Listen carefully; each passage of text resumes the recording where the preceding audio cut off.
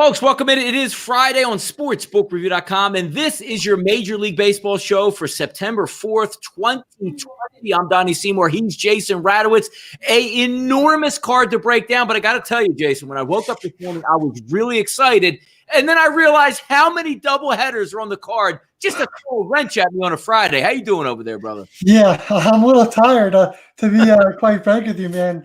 Handicapping all these games, looking at all these angles, trying to find the best place for everyone. Yeah, I'm tired. Thank God it's Friday, let me tell you. No, we'll get through these games. What we're going to do is typically the show that we have, we're going to go through the games and, about 5 or 6 games, the full games. Then we'll double back on some of these doubleheaders to see if we can find some analysis that makes sense or some great hitting weather in some spots, some pitchers that are really able to get after that I want to get after. But then again, I look at the team total and it sort of sets me back. But I'm weighing right now during the show which way I want to go on my play of the day total. And we'll have that by the end of the show. Welcome to the show, guys. 68 people already watching, 30 seconds into the show. We do thank you. And yes, a celebration. I'm looking right down and it says 67,000 subscribers. You guys helped us out. We do appreciate there. 10 thumbs up already. If you missed the show, if you need to go watch it back, if you need more information on how to be a better gambler in Major League Baseball, go to sbrpicks.com/MLB for all your needs. Let's get into the show, Jason. We're going to have a nice little speed burst type day. So why don't we get right into it here? 9:51, 9:52, Miami and Tampa Bay. Lopez versus Fleming. Almost 8 out of every 10 tickets here, Jason, coming in on those Tampa Rays. Open up at -139, but how about this? We see some backtracking now, 127s, 125s, and an over-under that opened up at 8 that usually we see rising to 8.5 and 9.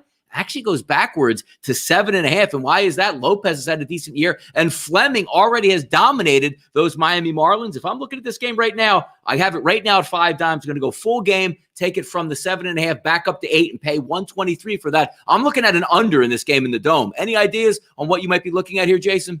Yeah, you're on that. You hit it right in the head. I got under 4.5 in the first 5 going with these 2 pitchers. Lopez pitched against the Rays. His last start allowed 2 runs. Fleming pitched against the Marlins in his last start and allowed no runs. The Marlins, they struggle a ton against lefty pitching. So I expect Fleming to go out there and the Marlins not to score. I don't see the Rays scoring 5 runs in the first 5 innings versus Pablo Lopez, who he hasn't, had any really poor outings this season as well. So I like the Rays here as a money line favorite, as a short money line favorite. I like that as well. I was looking at the Rays first 5 as well, but I said, you know what, screw it. I'm just going to go with the under 4.5. There's no way that these 2 teams are scoring 5 runs in the first 5 innings.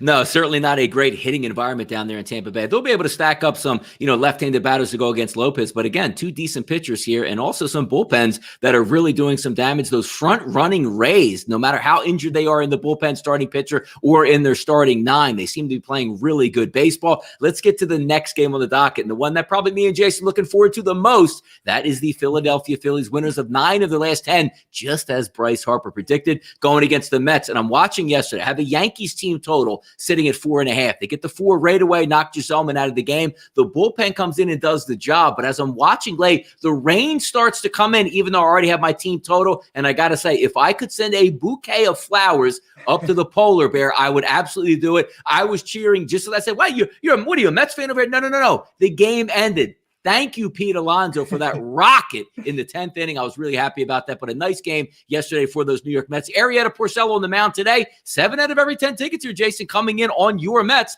They opened up as a cheap favorite, 113. Now we're seeing that rise, 125s, 130s across the board. And also an over-under, Jason, opened up at 9.5. That now sits at 10. You know me. I like betting on the Mets. And I think the best play for me in this game, Mets team total over 4.5, -135, currently sitting at Will Hill. I think they can get the fight. Even though I like the Phillies bullpen now, Jake Arrieta leaves a lot to be desired. I'm looking at one of those starts, chasing 5 innings, 3 or 4 earned runs, tack one on against the bullpen, got my 5. I'm going Mets team total in this one here. Yeah, I think both teams, they have some momentum going into this series, which will be really fun. Both are pretty hot offensively, getting the job done, winning games now. With the Mets getting those 9 runs in that game against the Yankees and the Phillies just destroying the Nationals. The reality is I think both teams can get the over here in this game. So like you said, the Mets can get the team total over. Well, I'm not so high on Porcello either. I think the Phillies can do that as well. You look at his ERA, it's a 6, but he has a 3.1 FIP. both those numbers are misleading. He's a little bit in the middle of both. He's not a 6 ERA, but definitely not a 3.1 FIP kind of guy. So he's in the middle in the ERA. So you're looking at potentially 4 or 5 runs for the Phillies. They can definitely get over on their team total. And the Mets obviously have a lot of momentum going their way as well. I think they can score with Arrieta, who's getting some ground balls lately, but he's also getting hit really hard lately as well. Yeah, Sunday night's game against the Braves. I mean, he got absolutely torched in that game. 2 good lineups here. You got some good hitting atmosphere up there in Citi Field. It'll be a good one to watch. I'll be rooting on my Phillies, but I won't mind it, Jason. This game ends 6-5, Philadelphia, and everybody can be happy in this one, including me. 959, 960, Milwaukee and Cleveland. We're going to have Burns on the mound versus Carrasco. How about this? 9 out of every 10 tickets coming in on the hometown team, the Cleveland Indians. That line opened up at -139. Not a lot of movement here. When we take a look at SBRodds.com across the board, Pinnacle offshore at 140, Chris 141, 5 dimes at 142. And if we look at the over-under, which opened up at 8.5, I'm actually now showing a 7.5 at Chris. So we might be looking at some of these games where we expected a lot of runs maybe in these doubleheaders, or if there would have been a full game from some of these starters in the doubleheaders, leaking to some of these lower numbers between Burns and Carrasco. And it just has a feel for me. Like I went with the Mets team total over. This one's going to be an underplay, and it's right now at 5 dimes. First 5 under 4.5, -125. I think both of these pitchers come out. And again, I cannot stand that Brewers lineup unless they're going up against a lefty, which they're not. So I'm going to take the under in the first 5 innings here. Which way might you be leaning in this one, Jason? Yeah, I'd be leading the same way that your pick under in the first 5 innings. I saw it at -124, so basically the same line. This is a game where Carlos Carrasco, he looked really good in his last start versus the Cardinals. I bet on Carrasco to lose, and he really made me pay. He looked really good in that start. I mean, he did leave some runners on base, but again, he pitched really well in that start.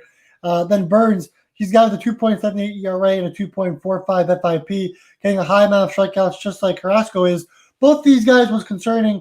Obviously, their walk rates are both extremely high, so you'd expect them to get their walk rates a little bit lower in this start, which is definitely possible going up against 2 offenses that have really struggled this season. So there's no pressure. Just get the ball over the plate. Have some movement like these guys do have. They have good strikeout numbers, so just get the ball over the plate because these guys aren't the best hitting teams. Although on paper they look a little bit better than they've performed. But the reality is Carrasco, 1.5 home runs per 9 innings, and Burns just 0.28 home runs per 9 innings. I think Burns is the better pitcher in this game. So if you're looking for an underdog play, I think the Brewers have that in them at +130 on the road versus the Indians in this one. No, I can't disagree with you on that. I mean, I think it lines up well. I think 2 decent pitchers on the mound.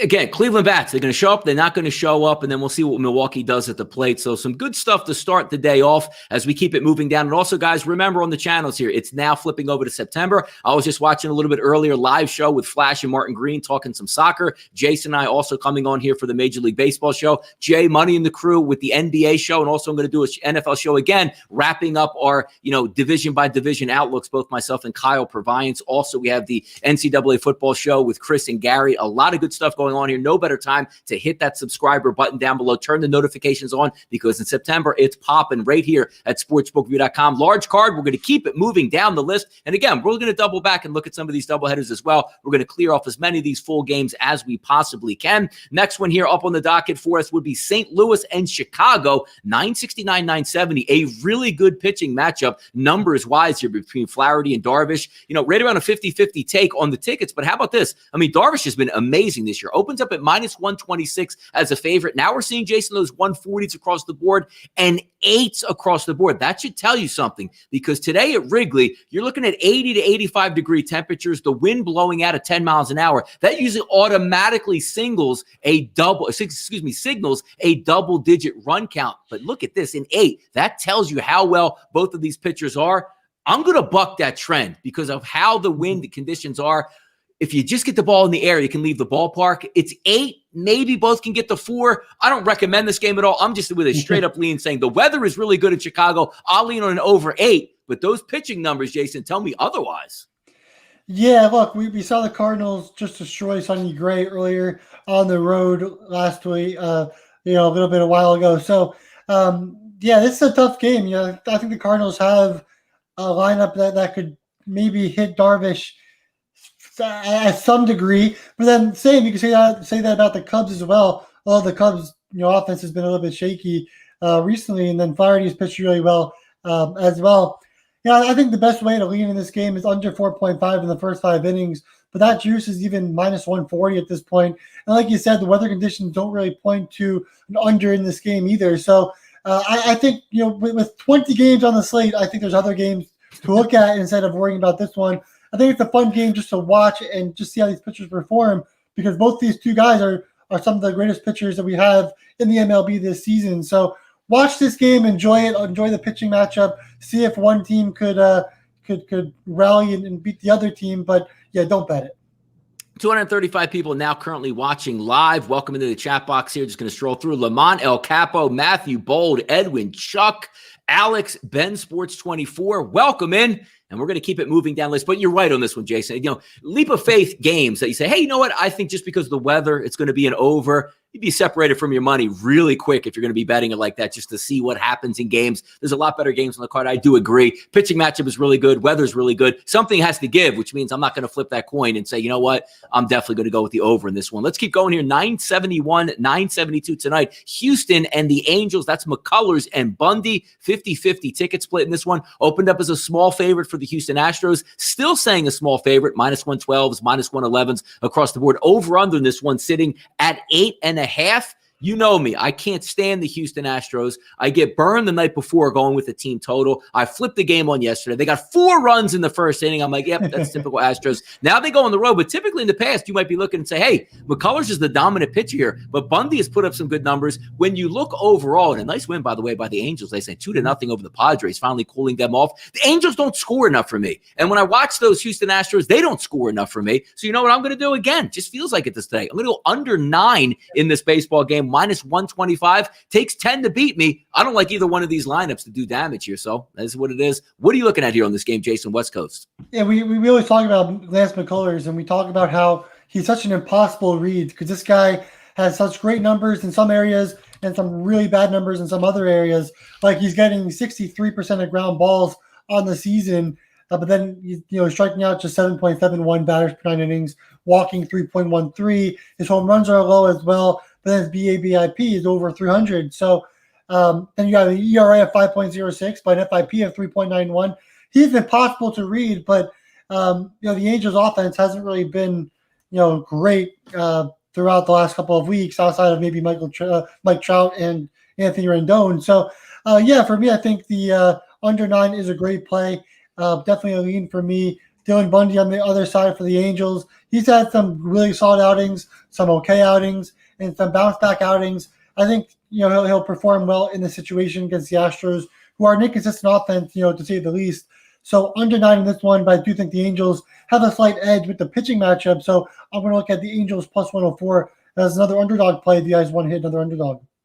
Let's keep moving right down the list here. Let's circle back here and grab this game here. Chicago White Sox and the Kansas City Royals. Yesterday, I laid down with some fleas, came up with the gold yesterday as Kansas City goes over the team total 4. I believe they ended up with 6 runs in that game, but today it's going to be Dunning versus Singer. 8 out of 10 tickets here coming in on the White Sox, and why not? I mean, they swing a hot bat. I know it's not a lefty on the mound, where yesterday they just destroyed Danny Duffy right off the bat, as expected, printing money going against left-handed pitchers. Today, this line opens up at 150. Now we're seeing, Jason, how about this? Pinnacle, 167. Chris, 170. And even at some of the New Jersey outlets reporting as high as minus 180 in this one. Over-under opened up at 9.5. That's now come down to 9s across the board. And this, again, comes down to, is you're just going to look at the White Sox here and say, that's a hot bat, I'll take it, because Singer doesn't have great numbers. And I'm looking at the team total over in this game. There's a couple choices you can make if you want to spend a little bit more. And I just saw that Will Hill now is official in West Virginia. So the states need to get these Will Hill books out there, because they give you the options on the team total. You could take the 4.5 at minus 140 and pay for it, or that prevailing number here, Jason, at 5 minus 111. I think they at least get the 5 runs in this game. I'll lean on the White Sox team total over 5 in this. Don't have a straight play. I don't want to lay that cash on the road, but that's just the way I'm looking here. Any thoughts on the White Sox and the Royals here? Yeah, I mean, looking at this pitching matchup, 2 rookies, 2 guys that have performed okay, but one guy like Dane Dunning, he's looked a lot better than Singer in his starts this season. So Dunning, 2.89 ERA, 2.17 FIP in 2 starts this season. He's averaging 13.5 strikeouts per 9 innings, 1.93 walks per 9 innings. He's looked really good to start off the season, getting ground balls at a high rate as well. So I expect him to to really dominate these Royals in this lineup. We watched the Indians on how well all those starters pitched against the Royals. The Royals are struggling to hit these quality pitchers, and Dane Dunning, just another quality pitcher that we're going to be talking about and seeing for a while in the MLB. Brady Singer, he's a guy that's allowed multiple runs in every start this season. He started 7 games this season, has allowed multiple runs, at least 2 runs in every start this season. There's no reason why the White Sox can't scratch out a couple runs in this game. Singer's not a lefty, but he still does struggle versus righties. Righties are hitting 273 with 4 home runs on the season. So, yeah, I just expect the White Sox to score a couple runs in this game and Dunning to do enough to hold the White Sox with the lead in the first 5 innings. I like the team total as well. Obviously, I'm hoping the White Sox do score some runs early in this game to help get that minus 0.5 in the first 5. So either direction you go, I don't think you're making a mistake. 973, 974, Texas and Seattle. Normally you'd look at this game maybe a couple years ago, be like, hey, man, these 2 lineups are loaded here, bad pitchers on the mound. Let's go with an automatic over. That's not the case anymore. I mean, you take a look at an over-under here of 8.5 across the board, and it's warranted. Now, if you take a look at the opening line right around a pick'em, now you're getting money toward Kikuchi, which is usually one of the guys that we laugh at. We say, hey, he's not going to be able to get anybody out. But when you look at his numbers overall in the season, Jason, a 6.12 ERA, so if you're looking at back like it's 1985, boy, he stinks, I'm not going to bet him. How about his FIP of 270 and an XFIP of 343 and a Sierra, which is decent at 4.06. I think there's reason and warrant that there's actually a favorite towards the Mariners today. And I'm going to go ahead and take the Mariners as a small favorite of minus 120 to 125. I think Kikuchi has a decent game today. And it's not so much about how dominant he can be as a pitcher because he's very average, but his peripherals say he should be much better than what his ERA is. This is just a fade on Texas bats saying, this team stinks, man. Any leans on this game, Jason? Well, the funny thing is, whenever I take a team against the Rangers, it always backfires. The Rangers play well. Like we're talking about the Astros game. That game at the start of the game, Shin-Soo Choo gets hit by pitch, steals second, a ground ball to the pitcher, ball gets thrown away into the stands. Runner scores. It's 1-0, just like that. So that's how the Rangers kind of go about their business, and the Mariners are definitely a team that can have those things happen to them because they're not one of the better teams in the league either. But yeah, I agree with you. Mariners are definitely the favorite in this game. Kikuchi, 2.69 FIP, definitely makes him a solid option in this game against Kyle Cody, who's getting his first start of his career in the MLB for the Rangers. Only went 2.1 innings pitched in his most recent game. That's the farthest he's gone in any game this season in relief, so can't expect him to go deep. You get some relief pitching from the Rangers in this game as well. So yeah, I like the Mariners in this spot. San Diego, Oakland, 975, 976, 940 tonight out on the West Coast. Actually, 640 start out west, 940 for us East Coasters. 6 out of 10 tickets are coming in on San Diego, who was stunted yesterday. And finally, somebody cooled off that offense. Now they head over to Oakland. Davies versus Luzardo, the lefty. And how about this? Oakland, even though how hot those San Diego Padres are, the rested and ready Oakland Athletics coming off that COVID break. Now they sit at 125. And again, as high as 135s, 140s across the board. Over under this one, Jason, opened up at 8.5, currently sitting at 8.5 across the board. 2 good-looking lineups here. If we take a look at the Padres, Grisham, Tatis, Machado, Hosmer, Nola, Myers, Cronenworth, Profar, and Mateo. And then you take a look overall. I like the addition that Listella is going to provide to Oakland. So, Laureano, Listella, Chapman, Canna, Olsen. There should be some runs in this game, but these 2 pitchers are very good, and this is a pitcher's ballpark. Crazy for me to look at these 2 lineups and say, you know what? I'm probably leaning towards the under in this one, but I got to tell you, under 8.5 is the way I'm going this one here. Yeah, look, the Padres really slumped in that game yesterday. I would assume they get back on track. And with the Athletics, we just don't know what to expect out of this team. So, therefore, there's no chance I'm taking this game with all the other games that we can choose from. But, yeah, the Padres being underdogs on the road against a team that hasn't played in quite some time with Zach Davies, who's 5-2 in 7 games with a 2.61 ERA and a 3.25 FIP.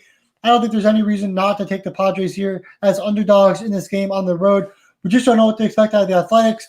We don't know how deep Luzardo can go. We don't know how prepared and ready he'll be if he can stretch out to go deeper than maybe 5 innings. So, yeah, I like the Padres here in this spot, definitely with Davies on the mound at plus 120. It's not an official play, but, again, I'm giving out some good underdog plays and definitely believe that some of these will hit. The Padres are definitely one of them. Yeah, next game, 977, 978, Colorado and the Dodgers. Another key example, sportsbook.com. Shop around, get the best number you possibly can, because I know when we were doing the show yesterday, that Dodgers team total was at 5. I know I see some people in the chat box out there ended up with a 5.5. And sometimes if you're just with like a 5 dimes, they're going to give you those 5.5s plus money, or, plus 100, as opposed to the real line, which would be effective at 5. So yesterday, if you did have the 5, you pushed. If you did take the 5.5, you ended up with a loss in that one. If we take a look at Senzatella and May today, 8 out of every 10 tickets here, Jason, on those Dodgers. Heavy favorite, but it's actually backtracking a little bit. Opened up at minus 250. We're now seeing minus 230s across the board, and a 9 straight across. It is a mismatch game. May just needs to go 4 to 5 innings, hand it over to the bullpen. And we know what the damage that offense for the Dodgers can be. I'm never interested in taking the Dodgers money line because it's usually crazy high, just like it is today. But I'm always interested in taking a look at a team total as long as the Dodgers sit in that 5 range, because it just seems like they get there each and every time. The only shame of it is that you usually only get 8 at-bats when they're home because they always win. Maybe it's a little bit more efficient on the road, getting the full 9 at-bats. But I lean towards the team total in the Dodgers this one. No real play on it, because I wonder how those Colorado bats can stack up than just take a total of over 9. I'll lean on the team total for the Dodgers in this one. What are you looking at here? Yeah, and I look at the Dodgers minus 1.5, and like, even for me, it's tough to do that when the team is at home. But we're talking about the Rockies right here. They've just not been the same since the start of the season. Santella has been good, right? 3-1 in 7 games, a 3.32 ERA, but then he does have a 4.26 FIP, not getting too many strikeouts. Ground ball rate is pretty good, but yeah, I mean, he's also not walking too many batters. So really what you're expecting is the Dodgers to really make some noise later in this game. Then we talk about Dustin May. He's allowed an earned run in every game this season, but no more than 2 in any game this season. So if you want to look at the Rockies and say under 2.5 in the first 5 innings for the Rockies, that might be a great play for May, because again, May, he's gotten every start this season, hasn't allowed more than 2 runs in any start, and obviously hasn't went 5 innings in every start this season, but you expect him to go 5 in this one against the Rockies, where he matches up pretty well against, as lefties are hitting 266 and righties hitting 224 against May. So yeah, for me, I think Dodgers all the way in this one. And then you could also fade the Rockies entirely and take them on under on their team total in the first 5 or even the full game. No, I agree with you on that. One last full game before we dip into some of these double headers, and then we'll get to some best bets and bankers. 979, 980. I'm kind of upset that Anderson is getting matched up against Arizona. I'm going to tell you why. It's Clark versus Anderson today to lefty, and how bad Anderson has been. He's getting 9 out of every 10 tickets here. And how about this? He opens up as a minus 120 favorite, and now he sits around minus 130, 8.5 across the board. We know how good those San Francisco Giants bats have been at home. Now back going up against Clark, who's fairly a decent pitcher. But in this game, when you look at Anderson and the numbers that I have, almost the single worst, there's so many games today, and he might be the worst pitcher on the actual card. And you say, well, wait, he's 4.75 ERA, which is bad. But even his numbers, like his xFIP, 6.05, his Sierra's a 5.76. He should get absolutely lit on fire tonight on the mound. And then you take a look at that Diamondbacks lineup and you're like, you know what? Just because the pitcher is bad, you still need some active at-bats to actually push them over the total. If you're looking at a team total, I can't go anywhere near Arizona this just because of their bats. So therefore, I can't take Clark and say, oh, I'm going to take a dog price plus 120 and see what happens with the better pitcher. I can't do it. So I probably would lean towards San Francisco's team total in this game, but I don't have any wager. I just wish another team was actually going up against Anderson here. What are your thoughts on this game, Jason? Yeah, and you hit it on the head. Like, Anderson can get smoked, and Clark can get smoked as well. The Giants' offense has been really good. Yeah. So, yeah, I mean, look, over 8.5 seems like a pretty low number. You can even buy up to 8, and then you get a 4-4 game, and boom, you're gonna get the win. So, yeah, I would say that the best play in this game is over 8.5. Like, with both these pitchers, not the best. And also, there's a lot of doubleheaders, which now we've finally gotten through. 25 minutes, we're through those, full games. But there are some, and again, I always say this because there's so much good value in these doubleheaders here, Jason, but it doesn't fit my eye pattern. There's one game I actually do like. So why don't we start with this doubleheader here? The Atlanta Braves and the Washington Nationals. Washington throwing out a rookie in the second game. And in the first game here, going to throw out Voth, who's been terrible. And you want to talk about a hitting environment. We're talking high 80s, low 90s in Atlanta today with a slight wind blowing out. If we're looking here, now look, it's 8.5. Say, 8.5 for a game. That's remember, it's only 7 innings. So they basically have to get over a run per inning in this one for you to hit this total. And if we're taking a look at Atlanta being the favorite, they're probably not even going to get the bat in the bottom of the seventh inning. Heavy favorites minus 158. I do agree, even if Maloney stinks as a pitcher, he got blown away in this Philly start when he came over to Atlanta. But again, he took an Uber in from I don't know where he was, in Buffalo or Milwaukee, wherever he was, and got lit up in that game. Maybe he's calmed down, is able to put a decent start on the mound, but I don't want to go anywhere near Washington at this point. Basically a dead team walking. I think Atlanta is able to hit, but you know what? That second game that comes around here, Will Crowe is on the mound, the rookie for the Washington Nationals. It says he listed, fifth best prospect in their organization. I get all that. Got lit up in his first start, about 3 2/3, 4 runs, 2 of them earned. But then he's, Jason, me and you like to look and say, you know what? Well, since he's a rookie coming up, what did he actually do down in AAA? A 6.21 xFIP and a 6.17 ERA in AAA last year through 54 innings. This just doesn't match up for me. I like the second game of this doubleheader, the Braves team total over 4.5, minus 125 at 5 times. But that's a leap of faith because I don't know really what the lineup is going to be. I just look at the good hitting weather and a semblance of a team will go out there and should be able to rock it. But it's hard betting these doubleheaders, man. What are you thinking here on either one of these games? Yeah, in the first game, you have Malone versus Voth, the Nationals and Braves. And obviously, we watched Malone get absolutely destroyed in his last start. Of course, that was a fun game for you over there. But, Malone, he's a guy, he's the lefty pitcher, right? And the Nationals absolutely destroy left-handed pitching. They've been one of the better hitting teams against lefties this season with batting average, with all kinds of things, with weighted batting average, with WRC, everything. So the Nationals over 3.5 team total in the first game is an official play for me. So again, Nationals over 3.5 team total in the first game will be my official play. I think the Nationals get back on track here, going up against the lefty, do some damage against Malone early. Obviously, we've seen Malone get absolutely destroyed recently, and definitely can do that again, especially in this game. So yeah, Nationals, they've destroyed left-handed pitching, so we're going with that.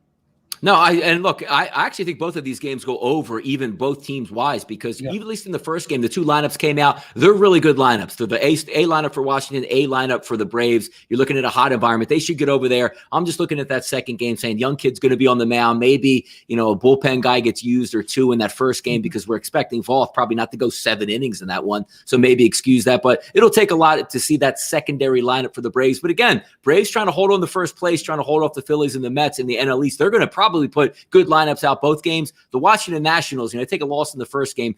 They're sitting pretty far back at this point, trying to make a run towards the end. Still in it technically, but we know where this is start to head off the rails. Let's take a look at another doubleheader out there today. 9:55, 9:56, Cincinnati and Pittsburgh. The first game, Castillo versus Brault. Immediately when you see Brault, you try to look to see how we're going to actually fade this guy, but it's an expensive price in a 7-inning game. Minus 180s across the board, an over-under of 6.5. I don't have a great lean for that one in the first game. I'm trying to find the second game here with Cincinnati.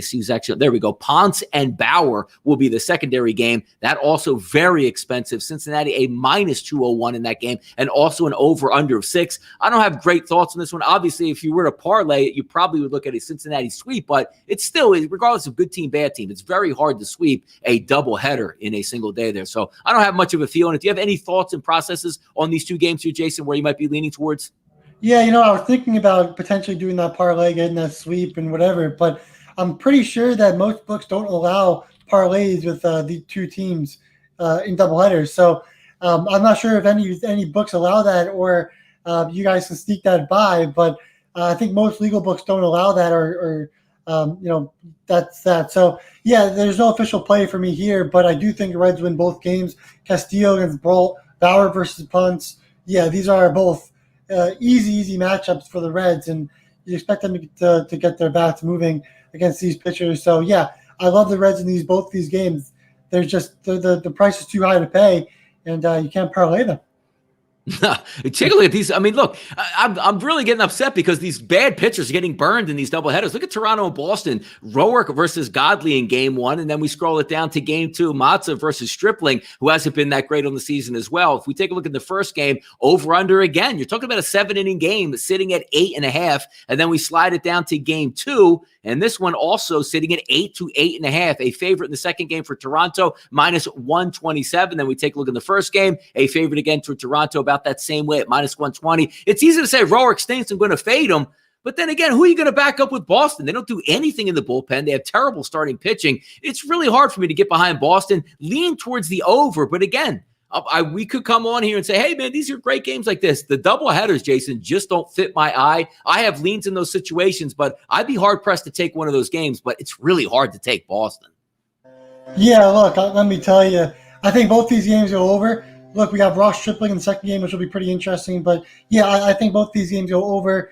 Some really poor pitching on the Red Sox side for both these games. I think the Blue Jays, of course, win both these games as well. But, again, some poor pitching on both sides in the series.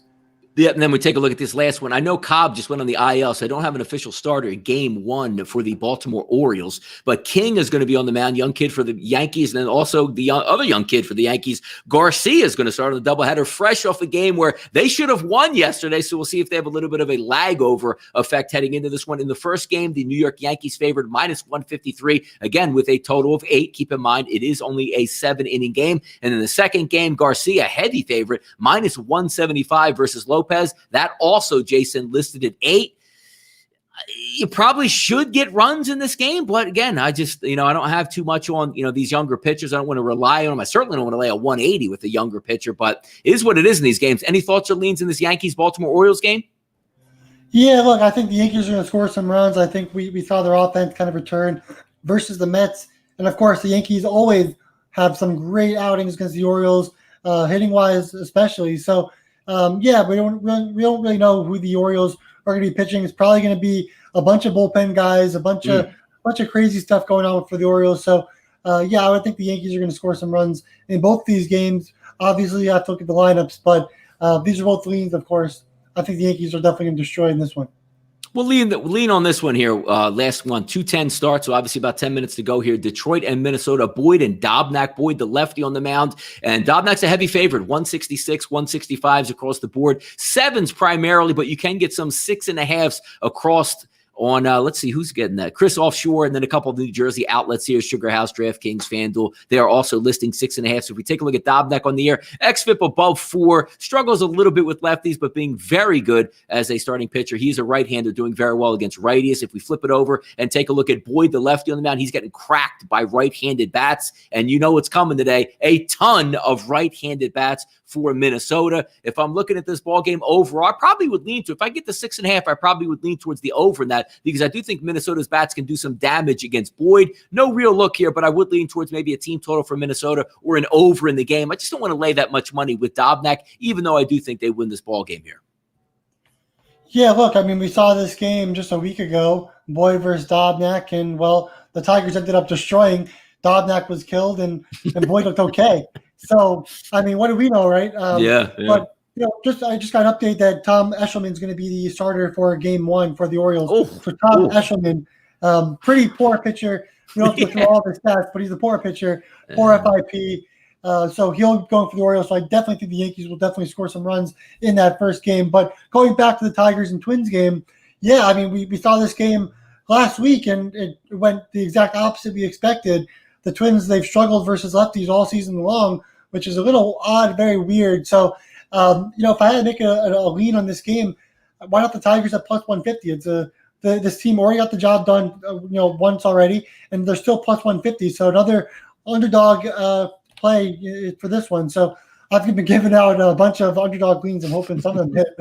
Yeah, exactly. The good part about underdogs, Jason, you go 50-50. You're a hero out there to the masses, so we can always keep that in mind. Let's get to our best bets and bankers. 35 minutes into the show. Guys, we do want to thank you for sticking along with us here. Another fun week, Monday through Friday, and a very profitable week for both me and Jason. 330 people currently watching live here, 67,000 subscribers. If you haven't done so yet, if you're one of those people, not the 67,000 people that hit that that button below that says subscribe and turned on your notifications. Again, explained it all the way through the show. We have so many good shows and so much good programming here in the month of September. It's a great time to be with us. And again, we don't ask for any money. We are designed to make you a better. And also in the NFL coming up, the Pick Six $50,000 competition. So make sure you log on and get more information at sportsbookreview.com. And again, if you missed the show, SBRpicks.com/MLB. I was corrected, as I like to say, backslash, because I'm an old guy. I don't // I don't know what it is, but if you do, just click the link. It takes you right to the MLB page. Best bets and bankers here, Jason.